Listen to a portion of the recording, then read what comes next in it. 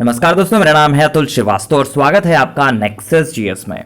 चलिए, 19 जून 2020 daily top 20 GS के questions की सीरीज चलाई जा रही है और ये सीरीज जो है 1 मई 2020 से चलाई जा रही है। इस सीरीज में उन सारी चीज़ों के बारे में हम लोग डिस्कस कर रहे हैं जो आगामी एग्जामिनेशन के लिए इंपॉर्टेंट हो सकते हैं। जो भी परीक्षाएं आपकी आगामी लगी हुई हैं उन सब परीक्षाओं को ध्यान में रखकर ये सीरीज बनाई जा रही है। क्या क्या चीज़ें जो हैं जो आपके एग्जामिनेशन के लिए ओरिएंटेड हो सकती हैं, एक्सपेक्टेड हो सकती हैं, या फिर क्या रिलेवेंट हैं जो पूछा जा सकता है, उन सारी चीज़ों के बारे में हम लोग डिस्कस करते हैं। चलिए, पहले क्वेश्चन पे आ जाते हैं। और हाँ, इस चीज का अगर आपको पीडीएफ प्राप्त करना है तो नेक्सस जीएस के टेलीग्राम चैनल पर डेली इसका पीडीएफ डाल दिया जाता है, वहां से आप इसे डाउनलोड कर सकते हैं। सही मार्किंग के साथ आपको सही जो मार्क किया जाता है हर एक क्वेश्चन पे वो आपको मिल जाएगा वहां से। और इसके अलावा नेक्सस जीएस के अगर फेसबुक पेज को आपने लाइक नहीं किया है तो लाइक कर लीजिए और हमारे यूट्यूब चैनल को सब्सक्राइब कर लीजिए, तो वहां पे डेली और आपको चीजें मिलती रहेंगी। चलिए, तो पहला क्वेश्चन है, हिंदी का पहला समाचार पत्र उद्दंड मार्तंड प्रकाशित हुआ था। तो उद्दंड मार्तंड जो है हिंदी का पहला समाचार पत्र था, सभी को पता है। इसका प्रकाशन जो है मई 1826 में हुआ था और कोलकाता से एक साप्ताहिक पत्र के रूप में शुरू हुआ था। इंपॉर्टेंट ये है कि इसके प्रकाशक और संपादक जो थे वो जुगल किशोर शुक्ल साहब थे, कानपुर के थे। ठीक है, इसकी वजह से यूपी कमीशन में ये क्वेश्चन काफी ज्यादा पूछा जाता है। तो दो तरीके से ये क्वेश्चन पूछा जा सकता है कि हिंदी का पहला समाचार पत्र कौन सा था, तो उद्दंड मार्तंड था। ये कहां से प्रकाशित हुआ, तो कोलकाता से प्रकाशित हुआ। इसके प्रकाशक और संपादक कौन है, जुगल किशोर शुक्ल साहब हैं। तीन तरीके के इसमें क्वेश्चन पूछे जाते हैं। नेक्स्ट पॉइंट पे आ जाते हैं, निम्नलिखित में से कौन poverty and un British rule in India के लेखक हैं। तो आपको पता है बहुत अच्छे से इस चीज के बारे में, क्योंकि poverty and un British rule of India जो है बहुत पॉपुलर बुक है। तो इसके लेखक जो है दादा भाई नौरोजी साहब हैं, उन्हें grand old man of India भी कहा जाता है। तो नेक्स्ट पॉइंट है, निम्नलिखित में से किसने नील की खेती के संबंध में चंपारण में महात्मा गांधी साहब को आमंत्रित किया था। तो चंपारण से रिलेटेड क्वेश्चन आपके एग्जामिनेशन में पूछे जाते रहते हैं। 1917 की बात है, चंपारण के राजकुमार शुक्ल साहब ने नील की खेती के संबंध में महात्मा गांधी साहब को आमंत्रित किया और चंपारण की जनता जो है तिनकटिया पद्धति को खत्म करने की मांग कर रही थी, जिसके अंतर्गत किसानों को अपनी जमीन के करीब 3/20 भाग में नील की खेती करना अनिवार्य था। गांधी जी ने किसानों की ओर से आंदोलन किया। सरकार ने मामले की जांच हेतु एक आयोग गठित किया तथा बागान मालिकों ने किसानों से की गई अवैध वसूली का करीब 25% जो हिस्सा था वो वापस करना स्वीकार किया। तो क्या होगा इसका आंसर, निम्नलिखित में से किसने नील की खेती के लिए संबंध में चंपारण में महात्मा गांधी को आमंत्रित किया था। तो राजकुमार शुक्ल ने किया था। और इसके बारे में आपको पता ही चल गया कि चंपारण आंदोलन कब हुआ था, 1917 में। सीन क्या था, 3/20 भूभाग पर नील की खेती करना अनिवार्य किया गया था अंग्रेजों द्वारा। रीजन उसके पीछे यह था कि नील की खेती से प्रॉफिट बहुत होता था, इसकी वजह से आपको नील की खेती को ज्यादा प्रोत्साहित किया गया अंग्रेजों द्वारा। लेकिन प्रॉब्लम यह थी कि नील की खेती करने से जमीनें खराब हो रही थी और जमीनों के खराब होने की वजह से किसान जो है वो परेशान था, क्योंकि अंग्रेजों का क्या था, वो एक बार अपना काम करते हैं, उनको प्रॉफिट मिल रहा है उस चीज से, क्योंकि प्रॉफिट इसमें अच्छा खासा था नील की खेती की आप करेंगे तो। लेकिन जमीनें खराब हो रही थी, इससे किसानों को यह प्रॉब्लम थी कि आगे हम कार्य कैसे कर पाएंगे, वो तो कहीं और से वसूल लेंगे, हम ऐसा अपना कार्य कैसे कर पाएंगे, इस वजह से। तो ये चंपारण से रिलेटेड क्वेश्चन जो है आपके एग्जामिनेशन में पूछा जाता रहता है हमेशा। नेक्स्ट पॉइंट पे है, निम्नलिखित में से किस अधिनियम के द्वारा अंग्रेजों ने भारत में सर्वप्रथम परोक्ष निर्वाचन प्रणाली की शुरुआत की।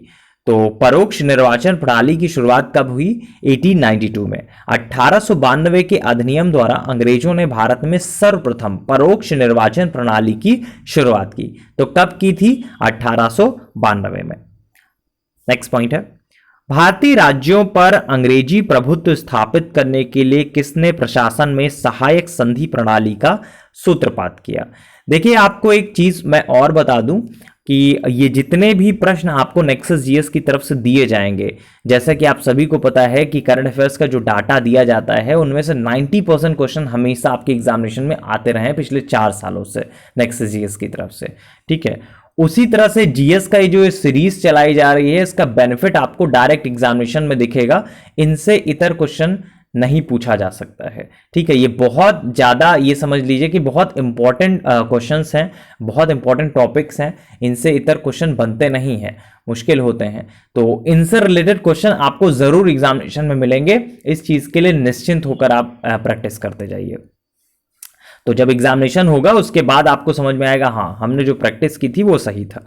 तो भारतीय राज्यों पर अंग्रेजी प्रभुत्व स्थापित करने के लिए किसने प्रशासन में सहायक संधि प्रणाली का सूत्रपात किया है?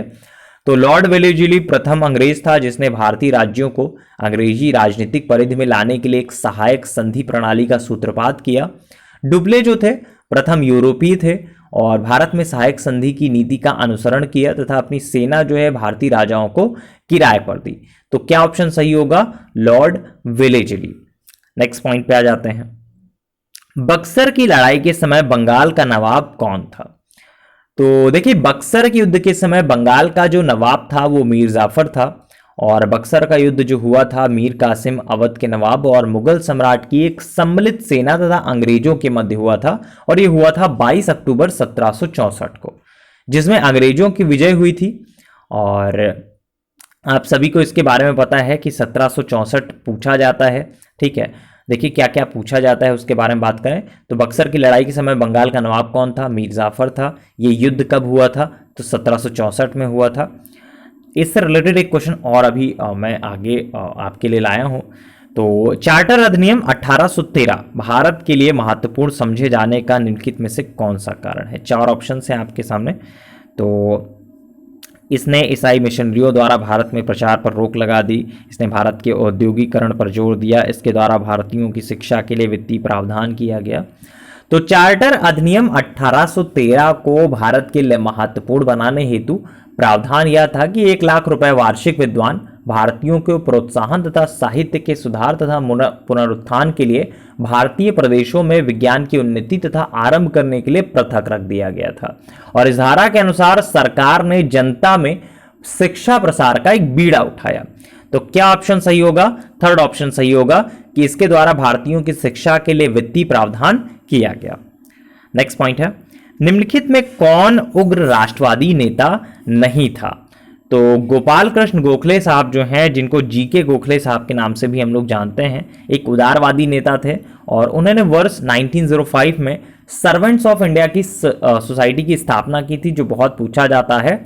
एक चीज़ और इनके बारे में पूछा जाता है कि महात्मा गांधी साहब के राजनीतिक गुरु कौन थे? तो महात्मा गांधी साहब ने उन्हें अपना राजनीतिक गुरु भी माना था। तो गोपाल कृष्ण गोखले साहब भी महात्मा गांधी साहब के राजनीतिक गुरु थे और 1905 में इन्होंने सर्वेंट्स ऑफ इंडिया सोसाइटी की स्थापना की थी। तो देखिए, एक एक प्रश्न से कितने क्वेश्चन आपके क्लियर हो जाते हैं। 3 से 4 प्रश्न जो हैं इनसे रिलेटेड पूछ लिए जाते हैं। नेक्स्ट है, अंग्रेजी ईस्ट इंडिया कंपनी द्वारा लड़े गए निम्नलिखित युद्ध में से कौन सर्वाधिक निर्णायक था? जैसा कि अभी हम लोग डिस्कस कर रहे थे बक्सर की लड़ाई के बारे में, तो मैंने बोला था कि अभी आगे भी हम लोग इसके बारे में डिस्कस करेंगे। देखिए, मीर कासिम अवध के नवाब तथा मुगल सम्राट की सम्मिलित सेनाओं तथा अंग्रेजों के मध्य 1764 में बक्सर का युद्ध हुआ, जिसमें अंग्रेज जो है विजयी रहे। बक्सर का युद्ध जो है निर्णायक सिद्ध हुआ क्योंकि भारत में अंग्रेजों को चुनौती देने वाला कोई दूसरा नहीं बचा था। इलाहाबाद तक का प्रदेश जो है अंग्रेजों के आधिपत्य में आ गया था तथा दिल्ली का मार्ग भी खुल गया था। तो प्लासी युद्ध ने जहां बंगाल में अंग्रेजों की शक्ति को सुदृढ़ किया, मजबूत किया, वहीं बक्सर की विजय द्वारा अंग्रेज उत्तर भारत में तथा समस्त भारत पर दावा करने लगे थे। तो कुल मिलाकर जो बक्सर का युद्ध है वो निर्णायक सिद्ध हुआ, क्योंकि प्लासी युद्ध एक तरह से समझ सकते हैं कि ऐसे ही वो जीत गए थे। मतलब आप बोल सकते हैं कि सही रणनीति के थ्रू, या फिर गलती से जीत गए, या फिर बोल सकते हैं धोखे से जीत गए, इस टाइप से बोलते हैं, क्योंकि बहुत सारी उसमें चीज़ें हुई थी। कभी जब क्वेश्चन आएगा तो उसके बारे में हम लोग डिस्कस करेंगे। तो फिलहाल बक्सर का युद्ध जो है वो सर्वाधिक निर्णायक था। पूरी तरह से इन्होंने अपने जो सैनिक हैं उनके बल पर विजय प्राप्त की थी। चलिए नेक्स्ट क्वेश्चन पे आते हैं। 1921 का मोपला विद्रोह। देखिए 21 का जो मोपला विद्रोह है बहुत पूछा जाता है। दक्षिणी मालाबार जो कि केरल में है, उसके मुसलमान पट्टेदार जो आपका कनामदार हैं तथा खेतिहर हैं, इनको मोपला कहते थे। यहां जमींदार हिंदुओं की ऊंची जातियों नंबूदिरी तथा नायर जातियों से थे। 1921 की बात है। मोपला विद्रोह के दो कारण थे। पहला तो जमींदारों का अत्याचार और दूसरा था अंग्रेजी सरकार के खिलाफ विरोधी नीतियां।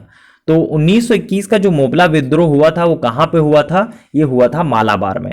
पहले पूछा जाता था मोपला विद्रोह कहां हुआ है? केरल में हुआ है। उसके पहले पूछा जाता था ये कब हुआ था मोपला विद्रोह? 1921 में है। यही चीजें जो है वो अपडेट होती रहती हैं। चलिए नेक्स्ट पॉइंट पे डिस्कस कर लेते हैं। अगस्त 1947 में स्वतंत्रता दिवस के समारोह में निम्नलिखित में से कौन सा नेता सम्मिलित नहीं हुआ था? तो आपके सामने चार ऑप्शंस हैं कि ऐसा कौन सा नेता था जो सम्मिलित नहीं हुआ था जब आपका स्वतंत्रता आंदोलन हुआ, स्वतंत्रता दिवस हुआ। तो अगस्त 1947 की बात है। स्वतंत्रता प्राप्ति के समय महात्मा गांधी साहब बंगाल के नोआकोली में होने वाले सांप्रदायिक दंगों को शांत करा रहे थे और यही एक बहुत बड़ा रीजन था कि महात्मा गांधी साहब उस टाइम पे नहीं थे। जिसको नहीं आता है उसको ये लगेगा कि महात्मा गांधी साहब तो रहे ही होंगे। चलिए नेक्स्ट पॉइंट पे डिस्कस कर लेते हैं। एस.सी. बोस ने फॉरवर्ड ब्लॉक की स्थापना की थी। देखिए इस एस.सी. बोस मतलब सुभाष चंद्र बोस साहब ने वर्ष 1939 में फॉरवर्ड ब्लॉक की स्थापना की थी और वर्ष 1947 में फॉरवर्ड ब्लॉक ने शक्ति के हस्तांतरण को झूठे शक्ति हस्तांतरण की संज्ञा दी और उनका कहना था कि भयभीत जो बुजुर्गा लोग हैं उन्होंने अंग्रेजी साम्राज्यवादियों से साझेदारी स्थापित कर ली ताकि जनता के संघर्ष को समाप्त किया जा सके। ठीक है, तो एस.सी. बोस ने फॉरवर्ड ब्लॉक की स्थापना कब की थी? ये की थी 1939 में। नेक्स्ट पॉइंट पे डिस्कस कर लेते हैं। जवाहरलाल नेहरू के अधीन एक अंतरिम सरकार का गठन कब हुआ था? देखिए बात है 2 सितंबर 1946 की। जवाहरलाल नेहरू साहब के अधीन एक अंतरिम सरकार का गठन हुआ था और इस सरकार में शामिल होने वाले अन्य जो कांग्रेसी मंत्री थे, सरदार वल्लभ भाई पटेल थे, डॉक्टर राजेंद्र प्रसाद थे, आशफ अली साहब थे, राजगोपालाचारी थे, शरद चंद्र बोस थे, डॉक्टर जॉन मथाई भी थे, सरदार बलदेव सिंह थे, सर सफात अहमद खां थे, जगजीवन राम थे, सैयद अली जहीर थे और डॉक्टर C.H. भाभा थे। 2 सितंबर 1946 को गठित अंतरिम सरकार में मुस्लिम लीग शामिल नहीं थी। इसके 5 सदस्यों को 26 अक्टूबर 1946 को सरकार में मंत्री बनाया गया और जिसके कारण 3 कांग्रेसी सदस्यों सैयद अली जहीर, शरद चंद्र बोस तथा सर सफात अहमद खां को हटना पड़ा था। तो ये था पूरा का पूरा सिनेरियो उस टाइम का और इससे रिलेटेड काफ़ी क्वेश्चन भी पूछे जाते हैं। फिलहाल तो ये जो क्वेश्चन है जवाहरलाल नेहरू के अधीन एक अंतरिम सरकार का गठन कब हुआ था? तो सितंबर 1946 में हुआ था। नेक्स्ट है, निम्नलिखित में से कौन लगातार 6 वर्ष तक भारतीय राष्ट्रीय कांग्रेस का अध्यक्ष था? तो ये थे आपके अबुल कलाम आजाद साहब। नेक्स्ट पॉइंट है, हाँ नेक्स्ट पॉइंट क्या, 14 क्वेश्चन आपके आज के कंप्लीट हुए। तो होपफुली सभी को ये क्वेश्चन आ रहे होंगे। जितने क्वेश्चन आ रहे होंगे कमेंट बॉक्स में लिखिएगा और कमेंट बॉक्स में लिखने के बाद नेक्सस जीएस लिख दीजिएगा जिससे नोटिफिकेशन हमको मिल जाए। ये वीडियो आपको कैसा लगा इस चीज़ के लिए लाइक कर सकते हैं, चैनल को सब्सक्राइब कर सकते हैं, हमारे फेसबुक को पेज को लाइक कर सकते हैं और 10 जून 2020 से हमारा नया बैच है यूपीपीसीएस का और समीक्षा अधिकारी 2016 के लिए स्टार्ट किया गया है। इस बैच में एडमिशन लेने के लिए आपको डेमो फॉर यूपीपीसीएस लिख के भेजना होगा हमारे व्हाट्सएप नंबर 7080540001 पर और इस नंबर पर डेमो लिखने के बाद आपको सारी की सारी इन्फॉर्मेशन दे दी जाएगी। चलिए और निश्चिंत होकर एडमिशन ले सकते हैं क्योंकि पिछले जो आपका ट्रैक रिकॉर्ड रहा है पिछले 4 सालों में नेक्सस जीएस का बहुत शानदार रहा है।